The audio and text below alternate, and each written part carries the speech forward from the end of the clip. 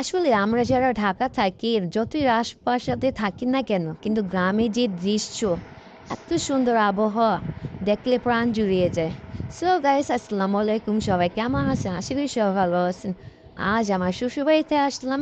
শ্বশুরবাড়িতে এসে তো আমি পুরো মুগ্ধ হয়ে গেছি। প্রত্যেকটা কাঁঠাল গাছে এত পরিমাণ কাঁঠাল ধরছে, দেখেই তো আমি পুরো ফিদা হয়ে গেছি। কি আর বলবো, আমি তো ভাবতেছি আমি আর ঢাকা শহরে যাব না, গ্রামে থেকে যাব। প্রত্যেকটা গাছে এত কাঁঠাল, মানে দেখি শান্তি লাগে, কি আর বলবো। আর প্রত্যেকটা গাছে কাঁঠাল পেকে গেছে।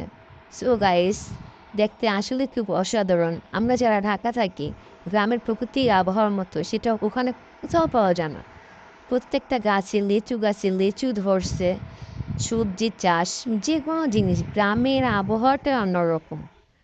মানে দেখিয়ে প্রাণটা ভরিয়ে যায়। আসলে এই আবহাওয়াটা কি যে শান্তি অনুভব করা যায়, শুধু